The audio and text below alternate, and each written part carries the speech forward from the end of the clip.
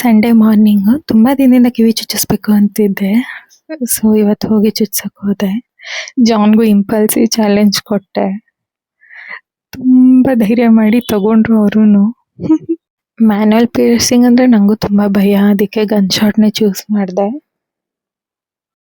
ಜಾನ್ಗಂತೂ injection needles ಅಂದ್ರೆ ಸ್ವಲ್ಪ ದೂರನೇ. ಅದ್ ಹೆಂಗ್ ಒಪ್ಕೊಂಡ್ರೋ ಗೊತ್ತಿಲ್ಲ.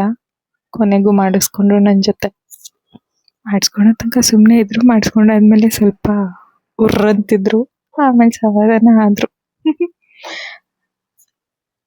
ಅಲ್ಲಿಂದ ರಿಟರ್ನ್ ಮನೆಗೆ ಬರ್ಬೇಕಾದ್ರೆ ಚಿಕನ್ ತಗೊಂಡ್ಬಂದ್ವಿ. ಚಿಕನ್ ಸ್ವಲ್ಪ ಗ್ರೇವಿ ಕನ್ಸಿಸ್ಟೆನ್ಸಿಲಿ ಇರಲಿ ಅಂದ್ಬಿಟ್ಟು ನಾನು ಗ್ರೀನ್ ಮಸಾಲ ಇಟ್ಟು ಮಾಡ್ತಾ ಇದ್ದೀನಿ.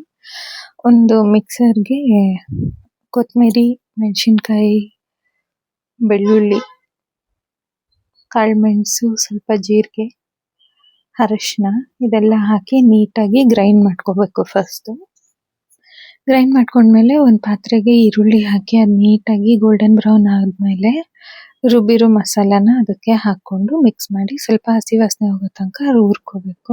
ನೆಕ್ಸ್ಟ್ ಸ್ಟೆಪ್ನ ಬೇಕಾದ್ರೆ ನೀವು ಸ್ಕಿಪ್ ಮಾಡ್ಬೋದು. ನಾನು ಸ್ವಲ್ಪ ತೆಂಗಿನಕಾಯಿ ಹಾಕೋತಿದ್ದೀನಿ ನೀಟಾಗಿ ಗ್ರೈಂಡ್ ಮಾಡಿ, ಗ್ರೇವಿ ಕನ್ಸಿಸ್ಟೆನ್ಸಿ ಬೇಕು ಅಂತ. ತೆಂಗಿನಕಾಯಿ ಇಲ್ದೇನೂ ಮಾಡಿದ್ರೆ ಚಿಲ್ಲಿ ಚಿಕನ್ ಥರ ಬರುತ್ತೆ.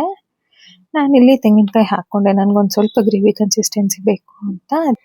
ತೆಂಗಿನಕಾಯಿ ಎಲ್ಲ ಹಾಕಿ ನೀಟಾಗಿ ಚಿಕನ್ ಎಲ್ಲ ಹಾಕಿ ನೀರು ಎಷ್ಟು ಬೇಕೋ ಅಷ್ಟು ಅಡ್ಜಸ್ಟ್ ಮಾಡಿ ಲಿಡ್ ಕ್ಲೋಸ್ ಮಾಡಿ ಒಂದು 10 ನಿಮಿಷ ಬೇಯಿಸ್ಕೊಂಡ್ರೆ ಚಿಕನ್ ಕರಿ ರೆಡಿ.